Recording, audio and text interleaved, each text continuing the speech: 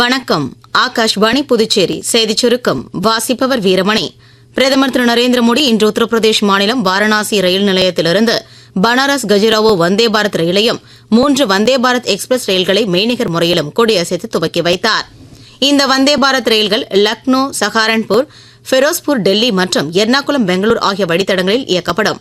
மத்திய ரயில்வே துறை அமைச்சர் திரு அஸ்வினி வைஷ்ணவ், அம்மாநில முதலமைச்சர் திரு யோகி ஆதித்யநாத் ஆகியோர் இந்நிகழ்ச்சியில் கலந்து கொண்டனர். குடியரசுத் தலைவர் திருமதி திரௌபதி முர்மு 5 நாள் அரசுமுறை பயணமாக அங்கோலா, போட்ஸ்வானா நாடுகளுக்கு இன்று புறப்பட்டுச் செல்கிறார்.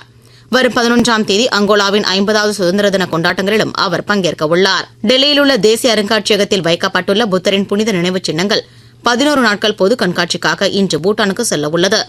திம்புவில் நடைபெறும் உலகளாவிய அமைதி பிரார்த்தனை விழாவின் ஒரு பகுதியாக இக்கண்காட்சி நடைபெறும் என்று கலாச்சார அமைச்சகம் தெரிவித்துள்ளது. பிலிப்பைன்ஸில் கல்மேகி சூறாவளி புயல் காரணமாக குறைந்தது 188 பேர் உயிரிழந்துள்ளனர். தொடர்ந்து வியட்நாமில் குறைந்தது 5 பேர் உயிரிழந்தனர். பேரழிவை ஏற்படுத்தியுள்ள கல்மேகி சூறாவளி புயல் மீட்பு பணிகள் நடைபெற்று வருகின்றன. புதுச்சேரி ஆகாஷ்வாணி வானொலி நிலையத்தின் மண்டல செய்திப் பிரிவில் திருத்தப்பட்ட விதிமுறைகளின் கீழ் செய்தி ஆசிரியர், செய்தி வாசிப்பாளர் மற்றும் மொழிபெயர்ப்பாளர் ஆகிய பணியிடங்களில் தினசரி ஒப்பந்த அடிப்படையில் பணிபுரிய விண்ணப்பங்கள் வரவேற்கப்படுகின்றன. இது தொடர்பான முழு விவரங்கள் newsonair.gov.in என்ற இணையதளத்தில் வேகன்சிஸ் என்ற பிரிவில் தெரிந்து கொள்ளலாம். விண்ணப்பிக்க கடைசி நாள் இம்மாதம் 15ஆம் தேதியாகும். தென்னிந்திய பகுதிகளின் மேல் ஒரு வளிமண்டல கீழடுக்கு சுழற்சி நிலவுகிறது. இதன் காரணமாக இன்று தமிழ்நாட்டின் ஒரு சில இடங்களிலும், புதுச்சேரி மற்றும் காரைக்கால் பகுதிகளிலும் இடி மின்னலுடன் கூடிய லேசானது முதல் மிதமான மழை பெய்யக்கூடும் என சென்னை வானிலை ஆய்வு மையம் தெரிவித்துள்ளது.